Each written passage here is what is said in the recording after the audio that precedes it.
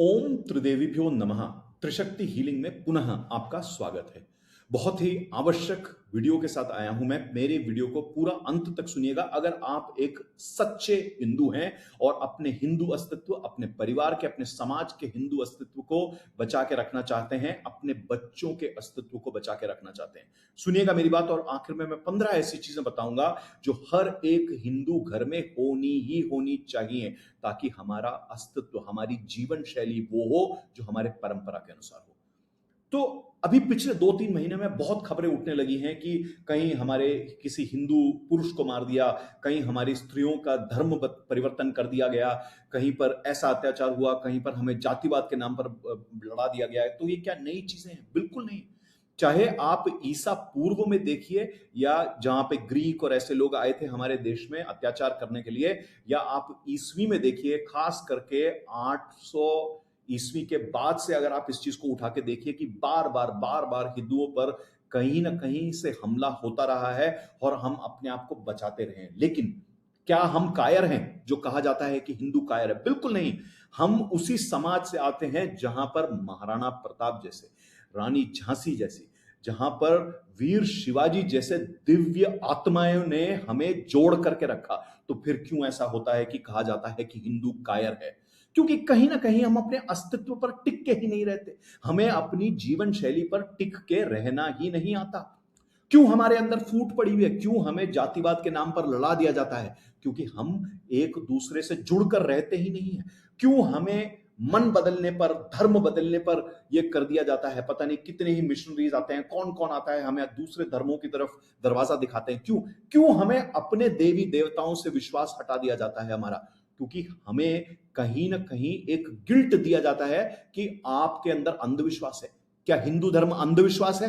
बिल्कुल नहीं। यहां पे कोई भी अंधविश्वास जैसी चीज नहीं है। हमारी संस्कृति में बताई गई चीजों में से ज्यादा साइंटिफिक कोई चीज है ही नहीं। एक एक चीज का वैज्ञानिक विश्लेषण है हमारी सारी संस्कृति के अंदर।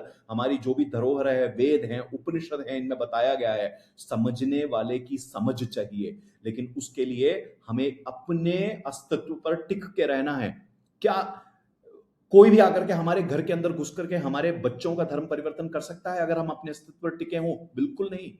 हमें समझना यह है कि हमारा विश्वास विश्वास है, हमारा विश्वास अंधविश्वास नहीं है। हमारी संस्कृति, हमारे जो रामायण है, गीता है, ये सब काव्य नहीं है, ये सब मिथ्या नहीं है। ये हमारी संस्कृति है, ये सच्ची आधारित, सच पर आधारित लिखी हुई चीजें हैं। एक एक ग्रंथ हमारे लिए हमारा अस्तित्व है। कैसे हम किसी को हमारे ग्रंथों को मिथ्या, यानी कि मिथ जो कहते हैं ना अंग्रेज, वो कैसे हम उसको करने दे सकते हैं? बिल्कुल नहीं है। इस पर आप अपने अस्तित्व पर खड़े हो तो कोई आप पर ये उंगलियां नहीं उठा सकता। कैसे आकर के कोई कह सकता है कि आपके पास 33 करोड़ देवी देवता हैं? वो 33 कोटि का मतलब क्यों नहीं समझते? क्योंकि कहीं ना कहीं हम ही नहीं समझते इन सब चीजों को। तो हिंदुओं, जग जाओ, समझ जाओ कि कहां तुम्हारे अस्तित्व पर उंगली उठाई जा रही है, कहां तुम्हें ये गिल्ट दिया जाता है कि तुम कहीं ना कहीं अंधविश्वास में फंसे हुए हो, और तुम्हें यह बताया जाता है कि ये मत करो, ये अंधविश्वास है, वो मत करो, वो अंधविश्वास है। वो करें तो विश्वास, हम करें तो अंधविश्वास। कैसे? आप अपने अस्तित्व को समझें।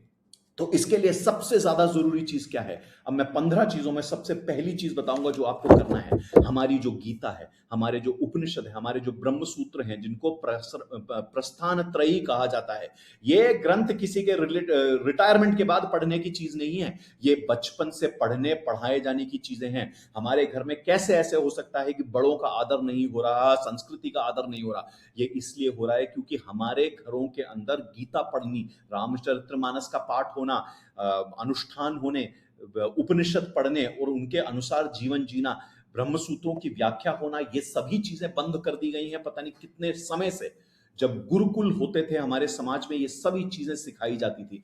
जब हम दिव्य पुरुषों के पास जाते थे, उन्हें अपना गुरु बनाते थे, ये सभी चीजें हम करते थे। तो हर एक हिंदू घर के अंदर अगर आपको अपना अस्तित्व बचा के रखना है, तो सबसे पहली चीज क्या करें? आप अपने घरों में अपने प्रस्थान त्रयी ला के रखिए। गीता, उपनिषद, कोई भी एक या दो उपनिषद ले आइए, ब्रह्मसूत्र लेके आइए और इनको, इनका पठन पाठन, इनका विश्लेषण करिए। मैं ये नहीं कह रहा संस्कृत सीखिए, आज कई सारी भाषाओं में इनका अनुवाद किया गया है। बहुत सारे ट्रस्ट ऐसे हैं, चाहे आप रामकृष्ण मिशन को ले लें, चाहे आप चिन्मया ट्रस्ट को ले लें, बहुत सारे लोग ऐसे हैं जिन्होंने इन पर काफी काम किया है। आप इनको लाइए, देखिए कि एक हिंदू जीवन का दर्शन क्या है, अपने बच्चों को सिखाइए और कैसे फिर आपके बच्चों का चरित्र कहीं हिलेगा। बिल्कुल नहीं होगा। तो एक ये पहली चीज करिए आप हर एक हिंदू घर के अंदर। नंबर 2, हमारे कई सारे ऐसे ऋषि मुनि और दिव्य पुरुष हुए हैं, शंकराचार्य जैसे, माधवाचार्य जैसे, रामानुजाचार्य जैसे, तो कुछ ही नाम, ऐसे कितने ही लोग हैं जिन्होंने इतना काम किया है हमारी सभ्यता, हमारी धरोहर, हमारी परंपरा को बचा के रखने के लिए। जैसे अगर आप शंकराचार्य की बात ही ले लें, इन्होंने ही कितने ही प्रकरण ग्रंथ लिखे हैं, तत्वशास्त्र है, आत्मबोध है, ऐसी कई सारी चीजें हैं जिन पर शंकराचार्य जी ने विश्लेषण किए हैं। ऐसे ही माधवाचार्य जी और रामानुजाचार्य जी ने विश्लेषण किए हैं। इनको पढ़िए, इनसे चरित्र निर्माण होगा, आपका भी, आपके बच्चों का भी, और फिर देखिए कोई आपके अस्तित्व पर कैसे उंगली उठा सकता है। तो कहीं ना कहीं मैं पहले और दूसरे कदम जो आपको उठाने को कह रहा हूं, ये कह रहा हूं कि हिंदुओं की परंपरा क्या है, सनातन की परंपरा क्या है, वैदिक परंपरा क्या है, इसको आप समझिए। अगर आप समझेंगे तो आप तर्क कर पाएंगे, और अगर आप तर्क करने में सक्षम हैं, कोई आपसे तर्क करने आएगा ही नहीं। याद रखिए इस चीज को। तीसरी चीज और बहुत ही महत्वपूर्ण चीज है कि हमारे सभी के घरों में गुरुओं की परंपरा हुआ करती थी। हम कहीं ना कहीं किसी अच्छे गुरु के पास जाके, और कई बार तो हमारे परंपरा, हमारे घरों में, हमारे वंश के अंदर गुरु होते थे, उस गुरु परंपरा से हम चलते थे। ऐसे कई सारे दिव्य पुरुष आज भी हैं जो बहुत सारी चीजों पर, कोई योग पर, कोई क्रिया योग पर, कोई मंत्र शास्त्र पर, कोई स्वर योग पर, कोई प्रणव साधना पर आपको चीजें सिखा सकता है। हो सकता है ऋषि मुनियों जैसी सिद्धियां ना हो आज कई लोगों के पास, पर ऐसे कितने ही लोग हैं जिनके संरक्षण में आप जाकर के, जिनसे आप हिंदू धर्म का, हमारी परंपरा का, सनातन का ज्ञान ले सकते हैं, समझ सकते हैं चीजें, और अपने जीवन पर एक गुरु का आशीर्वाद, आप कृपा आप लेके आ सकते हैं। ऐसे लोगों से मिलिए, ऐसे लोगों से बात करिए, ऐसे लोगों की संगति में रहिए। अगर आपको जीवन में कोई कृपा प्रदान कर सकता है तो सबसे पहले वो ईश्वर है, फिर उसके बाद आता है गुरु का स्थान, और कई बार आपको ईश्वर का भी रास्ता दिखाने वाला गुरु ही होता है। किसी न किसी दिव्य पुरुष को अपना गुरु मानिए और फिर देखिए आपके जीवन में क्या गुरु कृपा आएगी।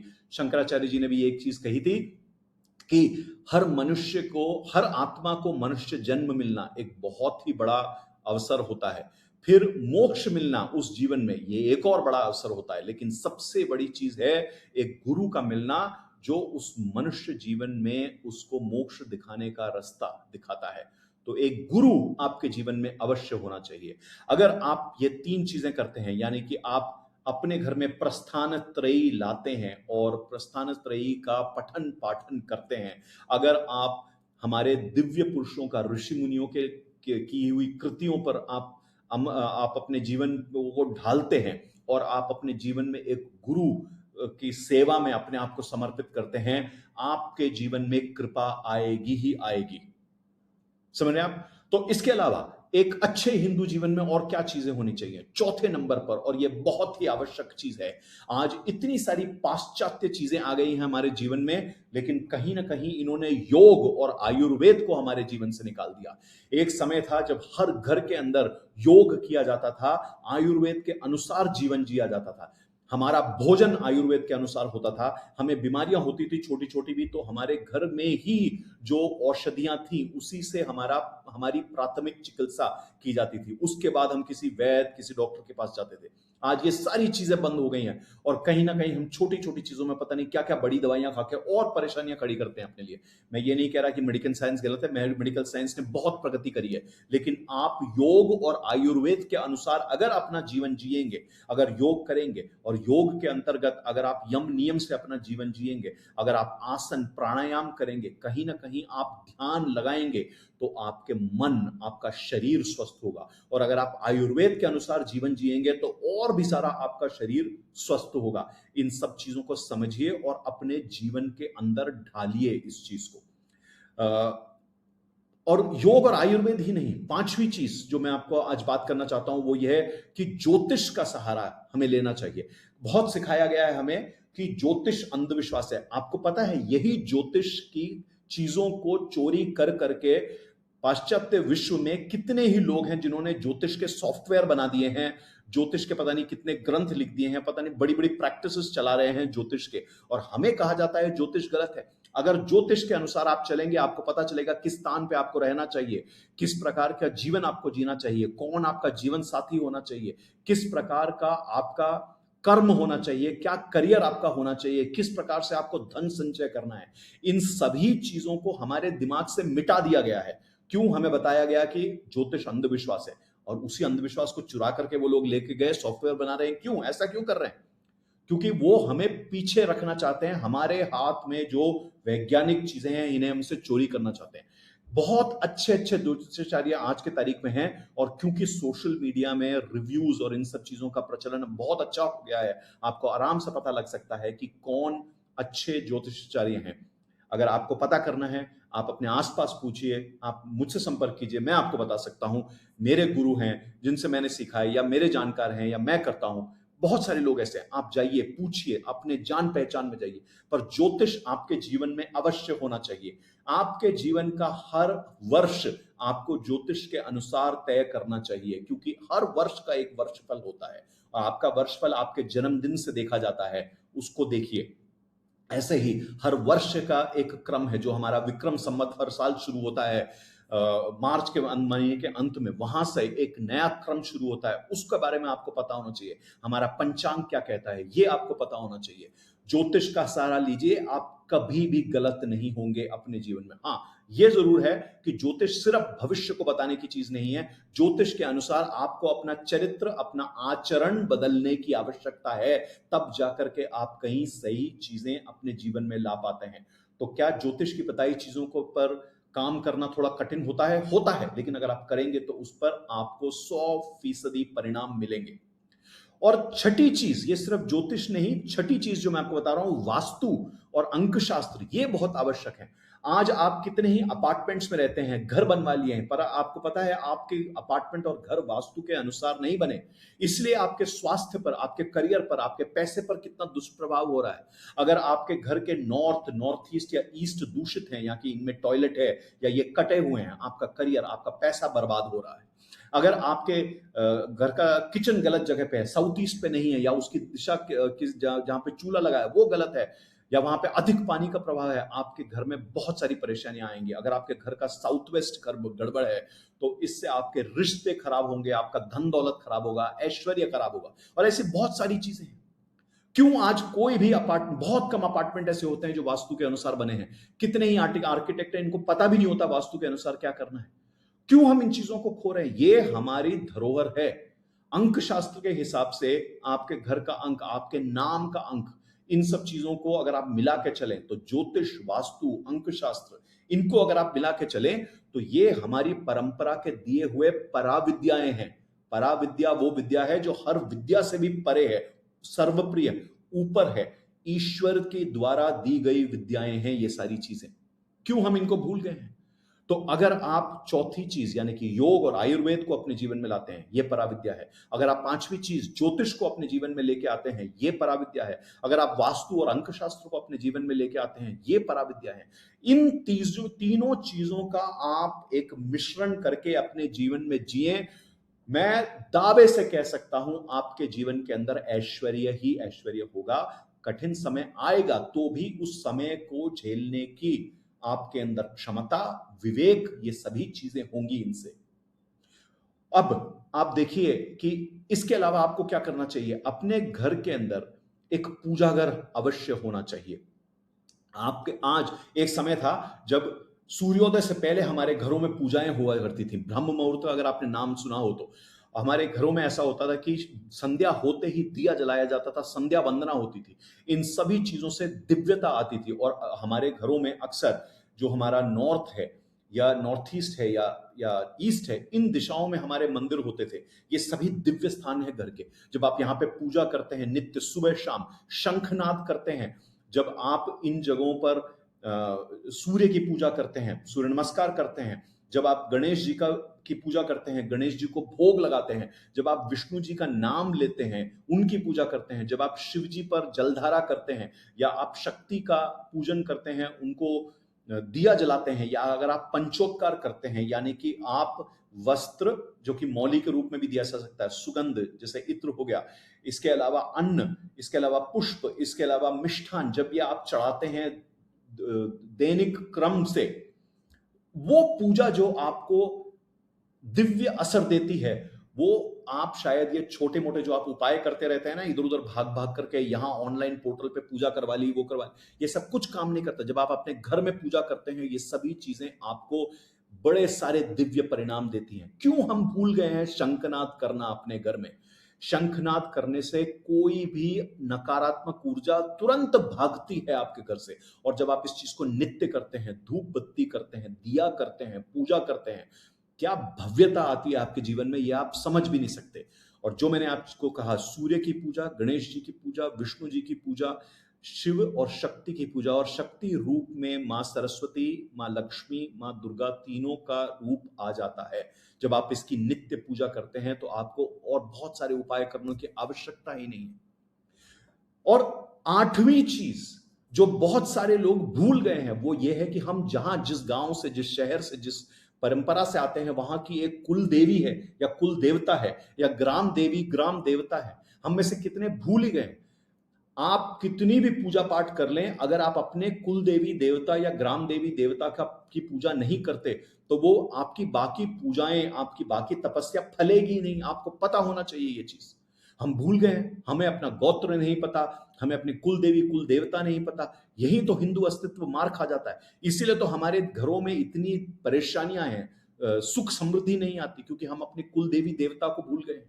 यही नहीं, आप जिस शहर में रहते हैं, वहां के स्थान देवी देवता से मिल के आना आपके लिए आवश्यक है। एक बार भी आप कर लें, जब आप उस जगह पे पहुंचते हैं रहने के लिए, ये आवश्यक है। लेकिन अपने पूजा घर में आप सूर्य देवता, गणेश जी, विष्णु भगवान, शिव और शक्ति के अलावा अपने कुल देवी देवता के वास्तव स्वरूप को अवश्य पूजें। अगर कुल देवी देवता नहीं है तो ग्राम देवी देवता के वास्तव स्वरूप को अवश्य पूजें। एक फोटो लाके रखिए, देखिए आपका जीवन कैसे बदलता है। और यही चीज, एक छोटा सा मंदिर आप अपने ऑफिस में भी स्थापित कीजिए, देखिए कैसे दिव्यता आती है वहां पे। और इसके अलावा अगर आप अपने जो भी पूजा से जुड़ी हुई चीजें, जैसे तिलक लगाना, बिंदी लगाना, आपके आज्ञा चक्र को ऊर्जा देता है, आपको ऊर्जा देता है। क्या आपको ये पता है, जब आप तिलक लगाते हैं या बिंदी लगाते हैं और शाम को आके आप अपना स्नान करते हैं या हाथ मुंह धोते हैं और वो बिंदी हटाते हैं, तिलक हटाते हैं, उसके साथ सारी नकारात्मक ऊर्जा हट जाती है। नहीं बताया होगा आपको किसी ने, आपको पता ही नहीं है इन सब चीजों का। लोग आज क्रिस्टल और इन सब चीजों के पीछे भाग रहे हैं। कलावा बांध के देखिए, हर 7 दिन में उस कलावे को बदलिए। आप विष्णु जी के नाम से वो कलावा बांधिए या शक्ति के नाम से उस कलावा को बांधिए। देखिए हर 7 दिन में आप उसको बांधेंगे, आपको किसी क्रिस्टल की आवश्यकता नहीं है। तो ये जो 2 चीजें मैंने आपको बताई हैं अभी, तिलक या बिंदी लगाना और कलावा अपने हाथ में बांधना, ये बहुत ही ज्यादा जरूरी चीजें हैं। ये 9वीं और 10वीं चीज आपके लिए हो गई। अगर आप इसको भी करते हैं तो बहुत ज्यादा सकारात्मक प्रभाव आपके जीवन में आएगा। तो मैंने आपको 7वीं चीज क्या बताई, पूजा घर होना चाहिए घर के अंदर, और पूजा करें, शंखनाद करें, पंचोपकार करें। आपके स्थान कुल देवी देवता का आपके एक दिव्य स्वरूप आपके मंदिर में होना आवश्यक है। टीका लगाएं, कलावा बांधे अपने हाथ में। इन सभी चीजों से आपको ऊर्जा मिलेगी और देखेंगे आपकी कितनी सारी नित्य परेशानियां खत्म हो जाएंगी अगर आप सुबह शाम पूजा करते हैं और ये बाकी सारी चीजें करते हैं।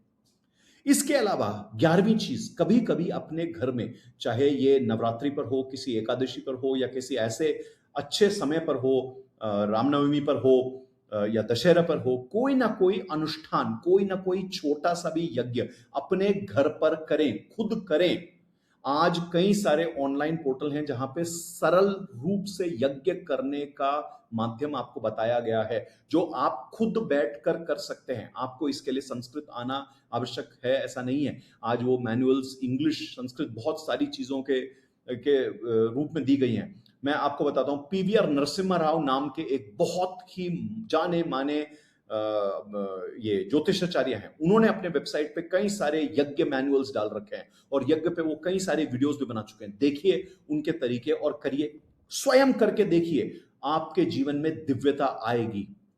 12वीं चीज, आप अगर तीर्थ यात्रा पे कहीं जाते हैं तो हमेशा याद रखिए, सकारात्मक रूप से आपका वहां जाना बहुत जरूरी है। यानी कि एक पूरा क्रम, जैसे आप कभी देखा होगा साउथ में लोग अय्यप्पा के पास जाते हैं, वहां अगर आप कार्तिक के पास जा रहे हैं, आप 42 डेज यानी कि 42 दिन के लिए आप व्रत रखते हैं, आप एक तरीके से कपड़े पहनते हैं, सादे तरीके से रहते हैं। ऐसी हर एक दिव्य स्थान पे जाने से पहले कम से कम 30 दिन के लिए आपको पूरी सात्विक तरीके से आपको जीना आवश्यक है, अनुष्ठान करने आवश्यक है, मंत्र जाप करना आवश्यक है। तब जाके कहीं आप पूरी तरीके से एकाग्र होकर, एक रूप होकर उस तीर्थ का फायदा ले पाएंगे। उस तीर्थ यात्रा से जो ऊर्जा आपको मिलेगी उसको आप अपने अंदर समाहित कर पाएंगे।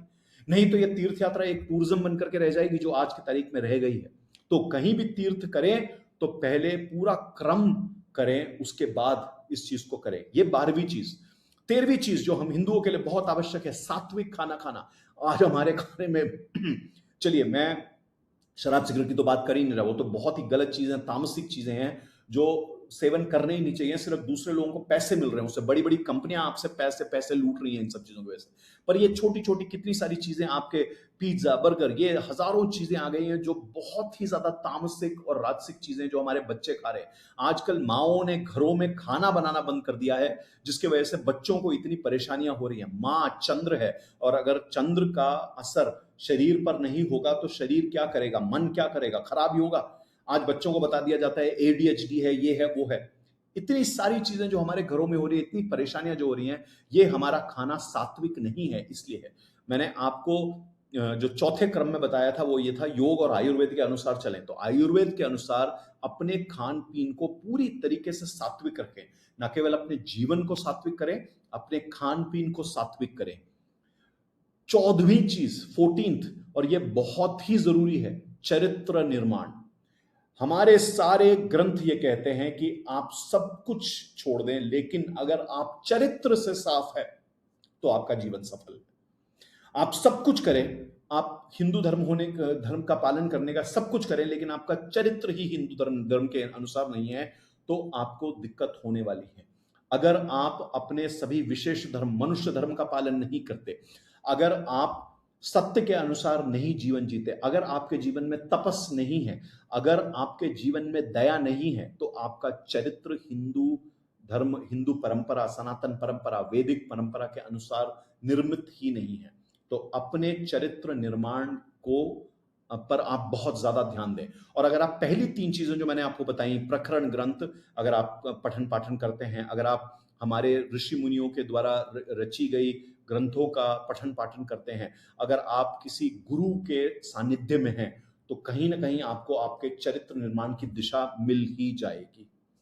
और 15वीं चीज, हिंदू एकता। मैं इसको सबसे पहले मुझे कहना चाहिए था, पर मैं इसको सबसे आखिर में बता रहा हूं, क्योंकि ये एक ऐसी चीज है जो हमें एकजुट होकर के रहने के लिए मजबूर कर रही है आज। क्योंकि हम बटे हुए हैं, इसीलिए हम आज कटे हुए हैं। हमें काटा जा रहा है, कहीं हमें शारीरिक रूप से काटा जा रहा है, कहीं हमें मानसिक रूप से काटा जा रहा है, कहीं हमें आर्थिक रूप से काटा जा रहा है, और कितनी ही चीजें, कैसी कैसी हानियां हमारे साथ हो रही हैं। तो कहीं ना कहीं अपने हर एक हिंदू के साथ जुड़िए। जाति धर्म भेदभाव इन सबको छोड़ करके याद रखिए, हम सभी ब्रह्म के वंशज हैं। हम सभी का गोत्र जाकर के ब्रह्मा में ही मिलता है। तो अगर ऐसा है तो हिंदू एक है, हिंदू एक ही होकर रहना चाहिए। ये बहुत ही आवश्यक बातें थी। ऐसी बहुत सारी बातें और भी हैं आपसे करने के लिए हिंदू जीवन के बारे में, वो मैं आपसे बाद में करूंगा। लेकिन आज के लिए याद रखें, अगर हम जैसे योगी जी ने कहा, अगर हम बटेंगे तो हम कटेंगे। तो एकजुट हो जाइए, और इसके लिए सबसे पहले हिंदू अस्तित्व पर काम करना बहुत आवश्यक है, ध्यान दीजिए इस बात पर, एक सच्चे हिंदू हैं अगर आप, एक अच्छे हिंदू हैं जो अपने परिवार का संरक्षण करना चाहते हैं, तो इन सभी चीजों से आरंभ कीजिए और ऐसे बहुत सारी चीजें हैं जिनका आचरण हमारे जीवन में धीरे धीरे आ जाएगा।